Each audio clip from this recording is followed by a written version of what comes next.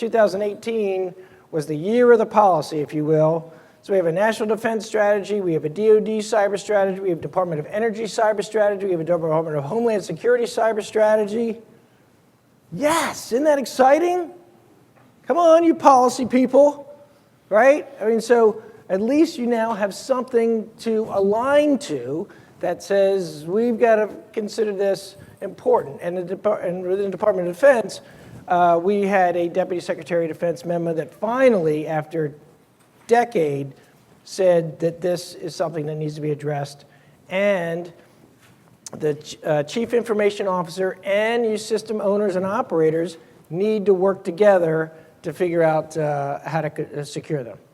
Over the past 2 years, we've been taking a look at, okay, so for an example like this, the U.S. Chamber of Commerce building in Washington, D.C. had, in 2011, had redesigned their auditorium area. And they had a 2-week convention, international companies, academias, and governments all involved. And after everyone left on a Friday, on Monday, somebody was saying, well, we're having some problems with the thermostat on the wall. It's just a brand new system. What's going on with it? Well, when they looked into it, it was digitally reprogrammed from a thermostat to a microphone. How cool is that? Okay, now the IP address or the information that was being collected as a microphone in the thermostat in the wall was going back to what country? China. Now this happened in December of 2011. Well, it's just a Chamber of Commerce. Okay, but this capability exists. So from a policy perspective and the Department of Defense, admittedly, hey, who's responsible for that? Okay, so who thinks that when I went to the IT people who own that, who run the IT networks in that building, raised their hand and said, that's mine? You're right, they didn't. We are not manned, we don't have resources, and we don't know anything about that system.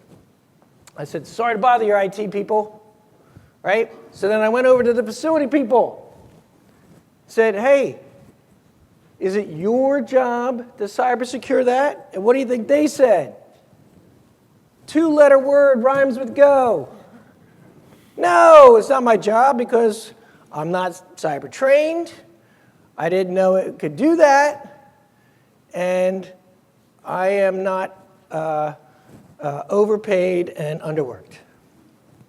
Right? So whose job is it? So just I'll take a quick poll. Who thinks it's the IT's person to cyber secure that thermostat? Okay, that's wonderful.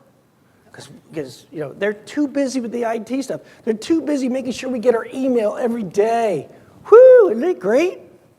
Okay, so how many people think the facility managers and energy managers need to secure that, cyber secure that thermostat? Okay, that's about 10 of you. So the rest of you are waiting for some rainbow unicorn cyber, who's good at that? Earlier, okay. So let's say we designed it to be secure.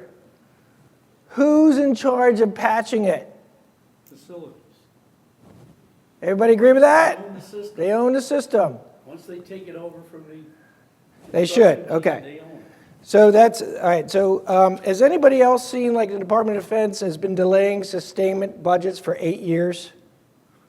So that's part of the challenge with that. But it would be, it's a perfect world. Yes, we like to get there.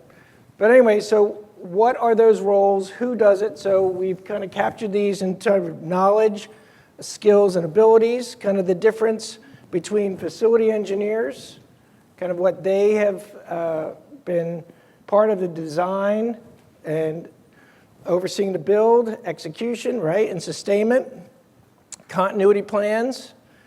But what about an IT people? Again, they are looking at from a pure network perspective.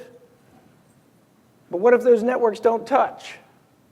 What are the roles of an OT or a control systems person, right? So should they be part of secure configuration management? Again, if it was designed in the beginning, absolutely. How many people have seen contracts that say the building systems, the systems we talked about in the beginning, need to be cyber secure? A couple. I mean, they're coming, but not all of them. And what do we do about the ones that haven't been? In the Department of Defense, we've looked at a bunch of our elevator systems.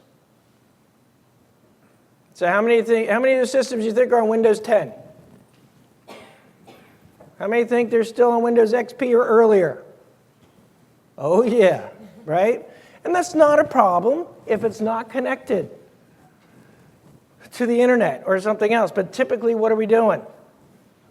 We did an assessment at one place. We were going to upgrade the building automation software, and we found that the engineering folks were streaming Netflix on that building automation software server. That's pretty cool, right?